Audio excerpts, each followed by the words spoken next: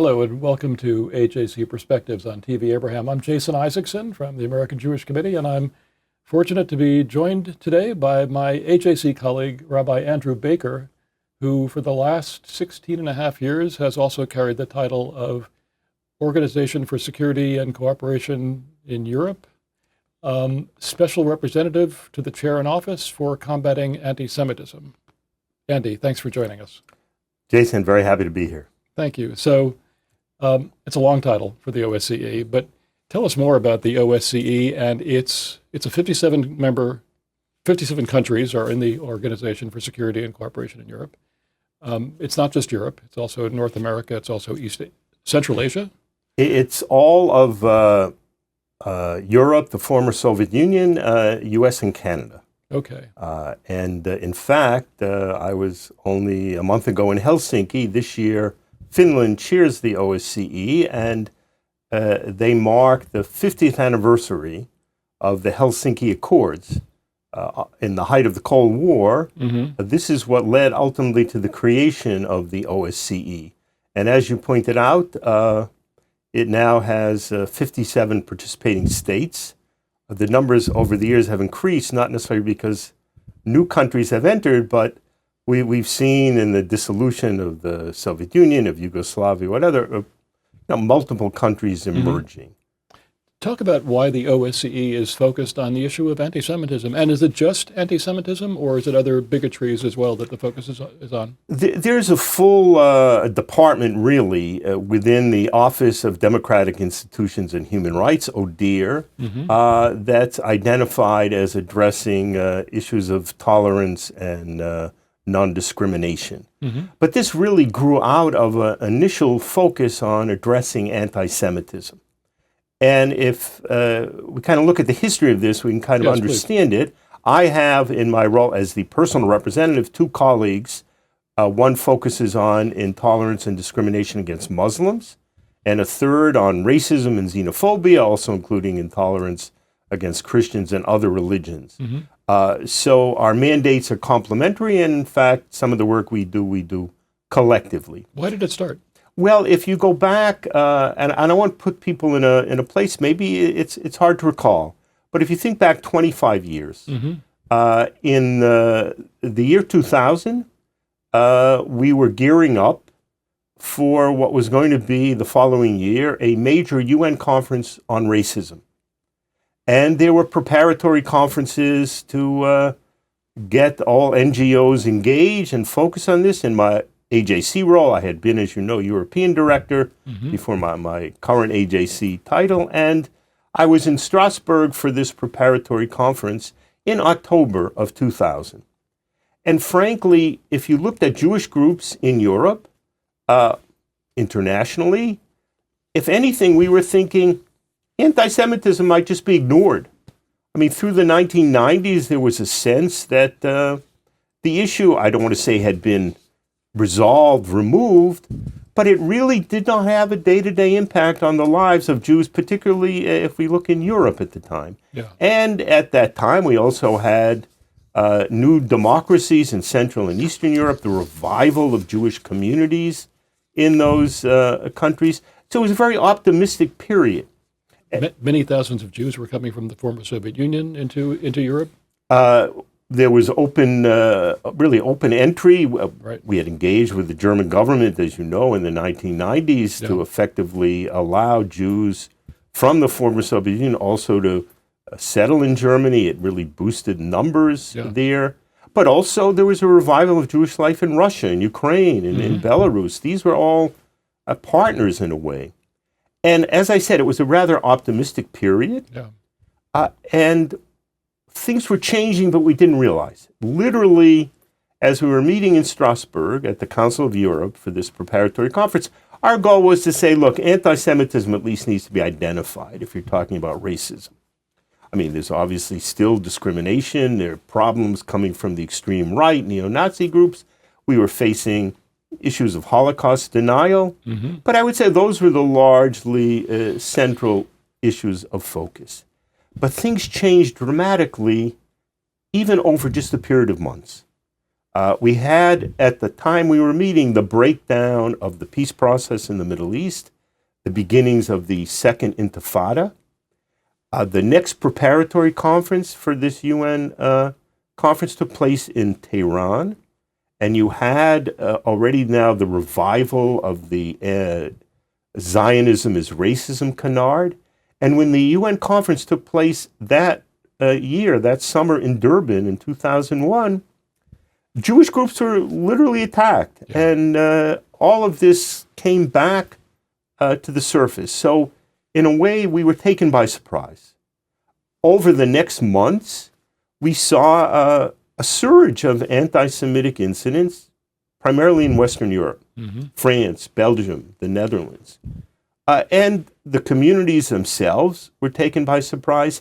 Governments really didn't even want to acknowledge what was taking place. You remember, we had meetings at that time with European heads of government who were saying, we know our country and there isn't anti-Semitism. I mean, I can recall a meeting with the French foreign minister who bluntly said, no, we don't have a problem here. Yeah. And in a way, maybe we could understand it, that they're not recognizing the problem. I recall in 2002, here in Washington, meeting with Javier Solana, who, as the foreign policy czar for the EU, had come. He met with members of Congress. Members of Congress said, what are you doing about anti-Semitism in Europe? And I saw him that evening, and he said to me, I don't see it. Yeah. And in a way, we understood. Governments weren't acknowledging, even in many cases, hate crimes generally, and they weren't understanding the dynamics of anti-Semitism. And what we were seeing, we had to acknowledge, wasn't coming from the traditional sources of anti-Semitism. As I mentioned, the right-wing, neo-Nazi, white supremacist groups. That hadn't disappeared, but it was coming now from parts of the immigrant Arab and Muslim communities in Europe to the degree that we could identify the origins of this. And it clearly was related to anger directed toward Israel. So this was now the new environment we were facing, and yet with governments that were unable or unwilling, in some cases for political reasons, to really acknowledge it. Yeah.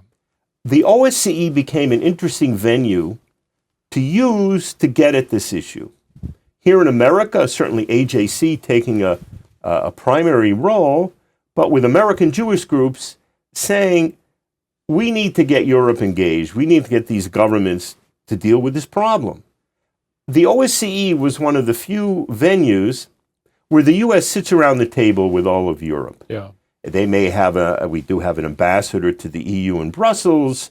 We have a representative that liaises with the Council of Europe in Strasbourg. But in Vienna at the OSCE, we were there. Yeah. And so we said, and we pushed at the time of the U.S. administration, use the OSCE to take up this issue. Obviously, the UN, after Durban, would not be the place. Yeah. And we had a very active U.S. ambassador at the time, the late Stephen Minikes. He took it on himself to push this issue. He invited me to Vienna to strategize with him.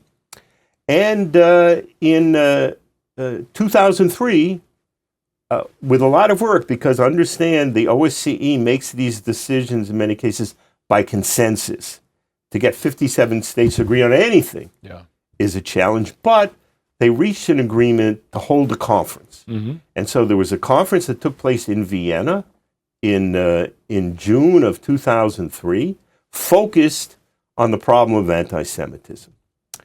This was the OSCE first venture, if you will, to address this. And I have no doubt that for many countries who had been persuaded to do this, they probably said, we'll do one conference one time, and then we'll move on to other issues. Before that conference ended, the German delegation stood up and said, we want to host a follow-up conference the following year in Berlin. So it was already out, right, and you had a German government that wanted to play host. And so now the focus turned to 2004. And the German government wanted this to be a high-level conference to address this issue.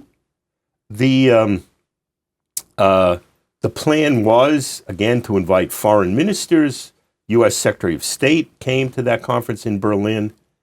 And you may remember that in, I believe it was February of 2004, we marked the opening of our Transatlantic Institute in Brussels. Yep. Javier Solana, who 2 years earlier said, I don't see the problem, spoke, and of course, he understood there was a problem.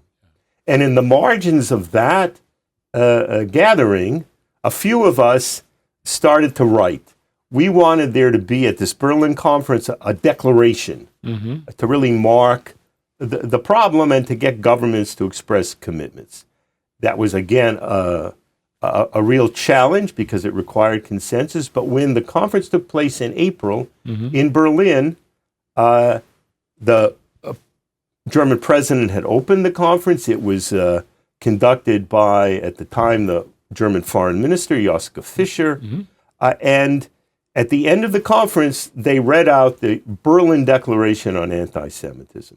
And notably, I mean, it had a number of important points, but notably it had identified in the preamble that anti-Semitism had taken on new forms and manifestations. And this was a reflection of what we were seeing, Jews being attacked because people were angry at Israel, or Israel itself as a state being demonized. And it went on to say, collectively, we declare that events in the Middle East or in Israel can never justify anti-Semitism. And that was a direct refutation from what we had been hearing from European leaders only months earlier. So that started the OSCE in addressing the problem of anti-Semitism.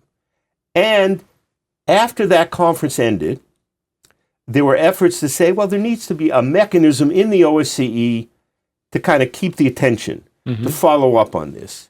And that led to the appointment of the first personal representative on combating anti-Semitism. It was